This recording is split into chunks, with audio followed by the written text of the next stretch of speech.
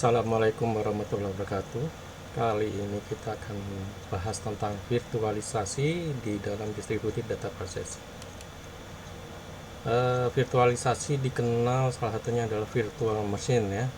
Mesin virtual atau virtual machine itu adalah jenis perangkat lunak yang dapat menciptakan lingkungan atau platform komputer di atas platform komputer ya. Jadi menciptakan virtual ya, jenis perangkat lunak ya. Dengan kata lain, menciptakan lingkungan atau platform komputer yang identik dengan sebuah komputer, atau beberapa diantaranya adalah mengemulasi atau mensimulasikan sebuah arsitektur komputer menjadi arsitektur komputer yang lain ya. Ya, kalau kita gambarkan seperti ini yang non virtual kan langsung ya proses ke hardware langsung nih. Tapi kalau yang virtual mesin itu ada proses-proses di kernelnya, ada di dalamnya ada interface lagi, virtual machine implementation ya. Jadi memvirtualkan arsitektur dari perangkat atau hardware yang lain ya, arsitektur komputer yang lain, kemudian disimulasikan, terus kemudian disesuaikan dengan hardware komputer yang berjalan. Nah, ini seperti ini. Jadi ada aplikasi, terus kemudian ada operating system yang berjalan di atas, divirtualisasikan. Ini ada host operating system yang utama juga bisa berjalan, terus kemudian masuk ke dalam hardware nih. Seperti ini arsitekturnya. Nah, ada dua jenis, yaitu virtual machine dalam bentuk aplikasi yang dapat menjalankan aplikasi di atas sistem operasi, disebut sebagai middleware karena bekerja di antara sistem operasi dan aplikasi komputer. Misalnya adalah Java Virtual Machine atau Common Language Runtime. Yang kedua adalah virtual machine sistem operasi. Virtual machine yang menciptakan lingkungan di sistem komputer atau yang sering disebut komputer virtual agar berjalan di dalam sistem operasi yang lain. Bisa dikatakan sebagai emulator dari sebuah sistem operasi. Dengan mengemulasikan sistem operasi menjadi sebuah mesin virtual. Contohnya adalah VMware Station atau Microsoft Virtual PC. Nah, konsep virtualisasi adalah sistem yang berurusan dengan memperluas atau mengganti antarmuka sehingga dapat meniru perilaku dari sistem lain. Jadi ada interface ini. Nah, interface ini meniru dari interface B atau meniru perilaku. Jadi merubah atau meniru, memperluas, mengganti perilaku dari sistem lain. Contohnya seperti ini, cara gambar. Nah, arsitektur dari mesin virtual ada 4 level, ada 4 tingkatan. Jadi interface antara hardware dan software yang mengandung instruksi mesin yang bisa dipengaruhi oleh program langsung.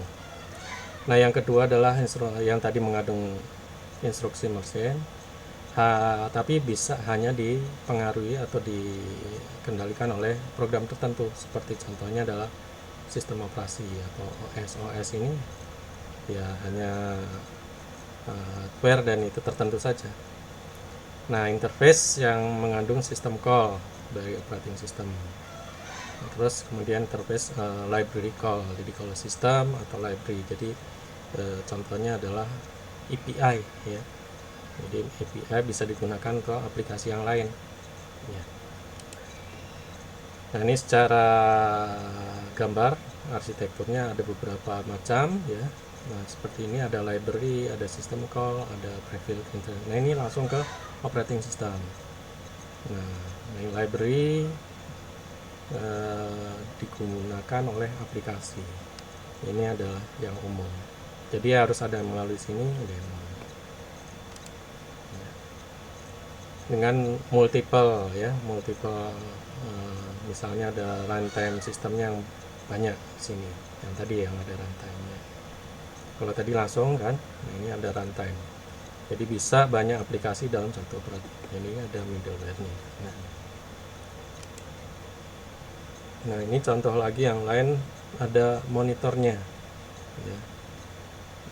Jadi ini di atas tadi kalau langsung operating system langsung ke hardware, kalau ini ada memvisualisasikan, jadi bisa macam-macam operating system di belakang ya, VMware lah misalnya contoh. Nah, penggunaan virtual machine, arsitektur contohnya salah satunya adalah untuk user atau client interface di user secara melalui jaringan ya. Mesin klien menghubungi layanan remote dari suatu jaringan ya. Seperti contohnya ada di agenda yang di PDA, sinkronisasi dengan remote dengan server misalnya ya, atau yang kedua adalah jadi ini tidak langsung ya, mungkin menggunakan API tapi melalui jaringan, tidak langsung ke mesin ya, melalui jaringan ya. Yang kedua adalah menyediakan akses langsung ke layanan jarak jauh dan menawarkan antarmuka pengguna. Nah, ini kayak mesin terminal tin client dan sebagainya, tapi di dalam mesinnya ini tidak banyak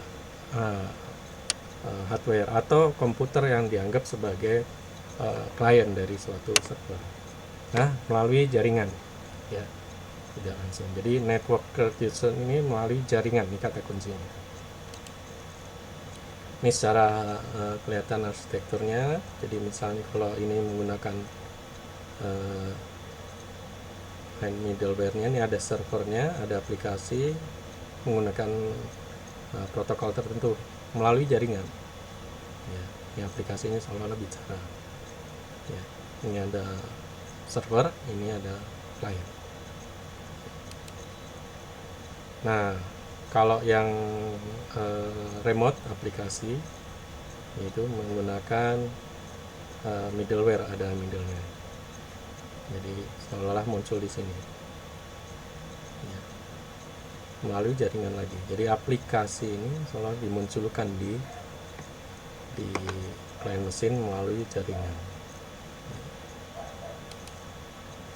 Contoh yang lain adalah yang sudah berjalan misalnya X Windows System. Nah, ini aplikasi yang berjalan di dalam client ya.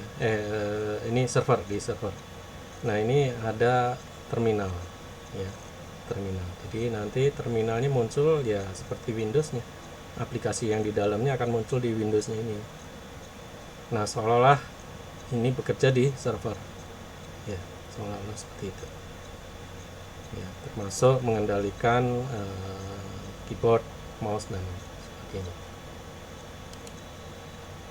Yang kedua, penerapannya adalah server cluster ya. Cluster computing atau sistem cluster adalah kumpulan workstation atau PC yang terhubung menggunakan jaringan berkecepatan tinggi dengan sistem operasi yang sama. Jadi ada komputer-komputer dikumpulkan dalam satu jaringan, bertindak oleh seperti seolah server semua ya, kumpulan server lah bisa dikatakan seperti itu ya, ya seperti itu.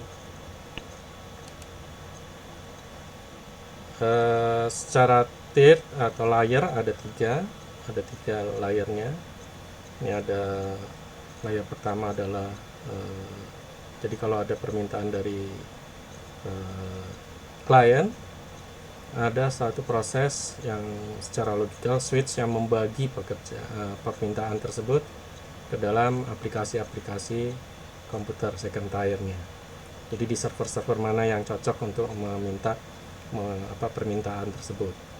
Nah, kemudian baru third tier-nya adalah mengakses ke database sistem yang dibutuhkan informasinya. Jadi seperti itu, ada yang membagi pekerjaan, melakukan pengolahan, mengambil data-datanya, membaca dan sebagainya, kemudian dikembalikan ke permintaan. Jadi 3 layer ini ya, itu dulu. Nah, mengelola server cluster ini nggak sederhana. Kalau cuma 1-2 ya nggak masalah, tapi kalau umpama digabung menjadi satu, begitu banyaknya server, begitu banyaknya jaringan, begitu banyaknya node. Nah, ini salah contohnya adalah seperti ini.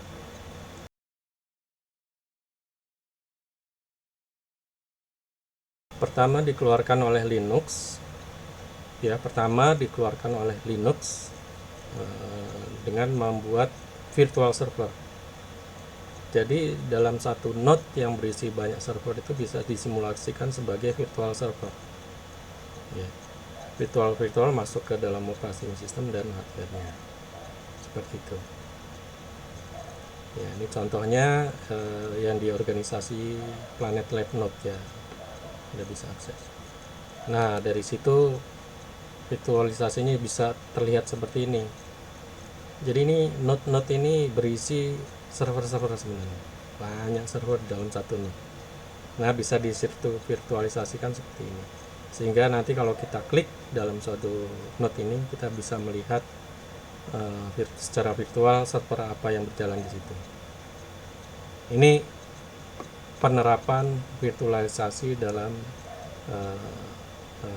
distributed process ya. Distributed process tadi adalah server yang diemulasikan ke klien menjadi distribusi prosesnya, atau menggunakan API. Jadi intinya membagi pekerjaan ke klien ya, atau mengambil. Kemudian virtualisasi terhadap server-server yang begitu banyak di internet. Seperti ini sesi kali ini. Wassalamualaikum warahmatullahi wabarakatuh.